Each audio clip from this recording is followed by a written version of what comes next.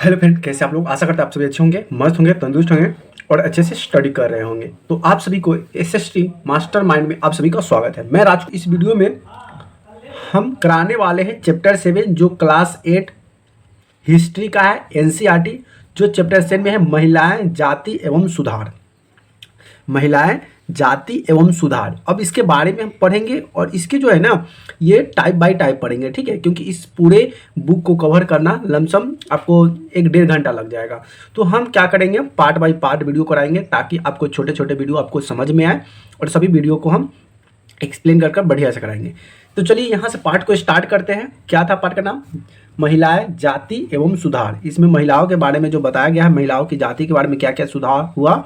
तो चलिए यहीं से वीडियो को स्टार्ट करते हैं। चैनल को सब्सक्राइब नहीं किया तो चैनल को सब्सक्राइब जरूर कर लीजिएगा, बेल आइकन को दबा दीजिएगा ताकि हमारे जितने भी नए वीडियो आप तक पहुंचता रहे। ये सभी जो टॉपिक है कोई भी एग्जाम हो कंपटीशन का, उस एग्जाम के लिए बहुत महत्वपूर्ण होने वाले हैं, ठीक है?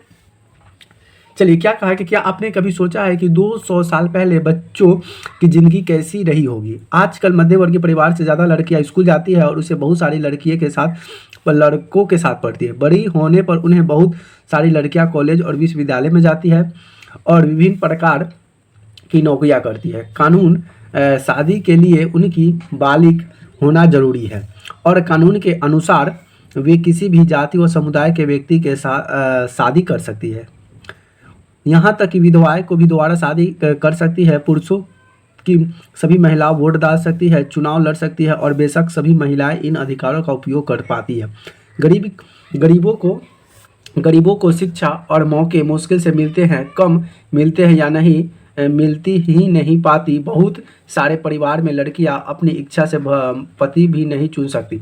अब ये जो बात बताया जा रहा है ये पहले की बात है, लेकिन अभी की बात जो बताया जा रहा है, अभी के समय है कोई भी बच्चा स्कूल जा सकता है, लड़कियां स्कूल जा सकती है, लड़कियां पढ़ सकती है, अपने मन से कोई भी लड़का को चुन सकती है शादी करने के लिए। लेकिन पहली ऐसी प्रथा नहीं थी।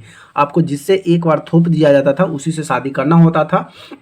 उसके बाद आप बच्चों को, लड़कियों को स्कूल नहीं जाने दिया जाता था कि अगर स्कूल जाएगी तो बिगड़ जाएगी, बहक जाएगी और घर के परंपराओं को भूल जाएगी। और ये सभी जो है इच्छानुसार किसी को पति भी नहीं चुन सकते। लेकिन आज ये सभी प्रथाएं खत्म हो चुकी है और ये लड़कियां आज़ाद है, कहीं भी जा सकती है, अपने मनपसंद कोई भी काम कर सकती है। 200 क्या है कि 200 साल पहले हालात बहुत भिन्न थे, मतलब अलग थे। ज़्यादातर बच्चे की शादी बहुत कम उम्र में कर दी जाती थी। हिंदू और मुसलमान दोनों धर्म के पुरुष एक से ज़्यादा पत्नियां रख सकते थे। पहले क्या था कि आपका 8 साल माने कि 5 साल के बाद बच्चे का 5 साल जैसे ही हुआ, 5 साल में बच्चों का शादी कर दिया जाता था। शादी करने के बाद उसे छोड़ दिया जाता था। जैसे बच्चा सियान होता था अवस्था में, युवा अवस्था में, फिर उसको घर लाता था। तो या हिंदू हो या मुसलमान हो, सभी क्या करता था, बच्चे में शादी कर दिया जाता था। और उसके बाद हिंदू या मुस्लिम पुरुषों को क्या था, पुरुषों को अनेक शादी करने की इजाज़त दे दिया गया था। मतलब बहुत सारे ज़्यादा पत्नियां रख सकते थे। कौन? हिंदू हो या मुसलमान, सभी जो है एक से ज़्यादा पत्नी रख सकते थे। देश के कुछ भागों में विधवाओं में से ये उम्मीद भी की जाती थी कि वे अपने पति की चिता के साथ ही जिंदा जल जाए और उसे सती प्रथा का नाम दिया गया, जो कि अगर पति अगर मर गए तो वो पत्नी जी के क्या करेगी, वो भी पति के साथ मर जाए, ये भी प्रथा था। इस तरह के स्वेच्छा पर जबरदस्ती मार दी गई महिलाओं को सती कहकर महिमांडित किया जाता था। अब उसे जबरदस्ती अगर नहीं भी है तो उसको क्या किया जाता था, पति जब चिता में जल रहे हैं तो उसमें भी पत्नी को ढकेल दिया जाता था कि तुम सती का अपना फर्ज निभाओ। वो क्या करती थी, उसी आग में उसको ढकेल दिया जाता था जिसमें वो जलकर मर जाती थी। सती शब्द का अर्थ सदाचारी महिला था। संपत्ति पर भी महिलाओं के अधिकार बहुत सीमित थे। मतलब पति का जो संपत्ति होता था उस पर महिलाओं का भी, उनकी पत्नी का अधिकार उतना नहीं था। शिक्षा तक महिलाओं के प्राय कोई पहुंच नहीं थी। देश के बहुत सारे भागों में लोगों का विश्वास था कि अगर औरत पढ़ी लिखी होगी तो वे जल्दी विधवा हो जाएगी। अगर उसका मानना था पहले के लोगों को कि अगर औरत जो है अगर पढ़ी लिखी होगी तो वह जल्दी विधवा हो जाएगी, यानी कि उसके पति जो होंगे वो जल्दी मर जाएंगे। इसीलिए औरत को पढ़ाना, यानी कि लड़की को पढ़ाना नहीं चाहते थे। आप यहाँ पे एक पिक्चर में देख सकते हैं कि यहाँ पे पति की, एक आदमी का लाश को जलाया जा रहा है और उसमें उसकी पत्नी को देखिए पीछे से इसको ढकेला जा रहा है इसमें, ठीक है, सती इसको प्रूव करने के लिए। तो आदमी झुलस के मर जाएगी जिंदा ही। यहाँ पे क्या दर्शाया गया कि चित्र बाल थारम सॉलिवन द्वारा बनाया गया चित्र है। पहले के आदमी सब जो थे ना, ये पिक्चर खींचने के लिए तो कोई था नहीं कैमरा उमरा, तो उस समय एक आदमी जो था देखकर और पूरे चीज़ को चित्र बना दिया जाता था। भारत आने वाले यूरोपियन चित्रकार द्वारा बनाई गई सती की बहुत सारी तस्वीरों में से यह एक है। सती प्रथा के पूर्व समाज के बर्बरता को सबूत के तौर पर यह देखा जाता था।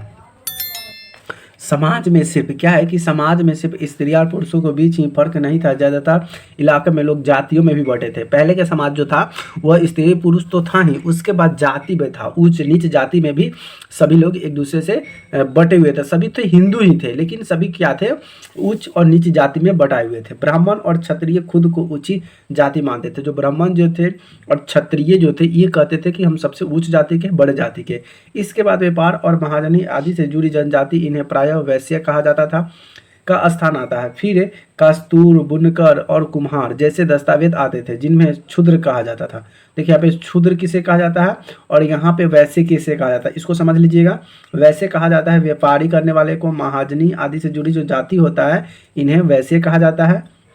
और कास्तूर, बुनकर और कुम्हार हो गया। बुनकर यानी कोई जो बुनने वाला हो गया, जो क्या बोलते हैं टोकरी सब बुनता है। कास्तूर यानी कि बनाने वाला कुम्हार, इसको कहा गया शूद्र कहा गया।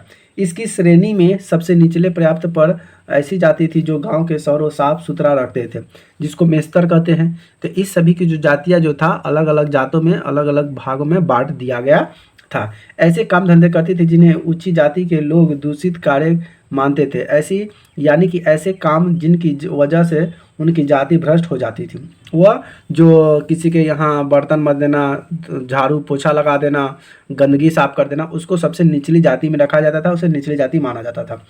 और ऊंची जाति निचले पायदान की खड़ी इन जातियों के लोगों को अछूत मानती थी। और जो ब्राह्मण जो थे, भूमियार थे, बड़े लोग थे, इस छोटे आदमी को अछूत मानते थे, उसको दूर पर नहीं बोलने आने देते थे, उसके अपने बर्तन में या कोई भी सामान उसको खाने के लिए नहीं देते थे। इन लोगों को मंदिर में प्रवेश करने और स्वर्ण जातियों से इस्तेमाल करने वाले कुओं का पानी निकालने या ऊंची जाति के अधिपत्य वाले घाट तालाब में नहाने से अछूट नहीं होती थी। अब वो बड़े लोग जो थे नदी में, मंदिर में जा सकते थे, कहीं भी कर सकते थे, वो अछूत उसे नहीं माना जाता था। लेकिन छोटी जाति जो थे, कुम्हार हो गया और जो साफ सुथरा करना, इसको अछूत माना जाता था। उसे मंदिरों में नहीं जाने दिया जाता था, उसे कुआं में से पानी भी नहीं पीने दिया जाता था। उन्हें निम्न दर्जों से मनुष्य माना जाता था। और 19वीं और 20वीं सदी के दौरान इन्हें बहुत सारे कायदे, कानून और नज़रिए धीरे धीरे बदल गए। और तायु ऐसे भी आइए देखें ऐसा कैसे हुआ।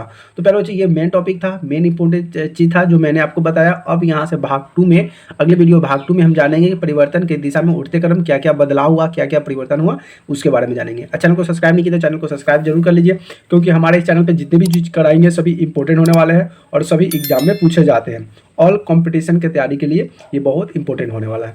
तो चलिए वीडियो के यहीं तक अंत करते हैं, फिर मिलते हैं नए वीडियो में। तब तक के लिए बाय बाय, लव यू।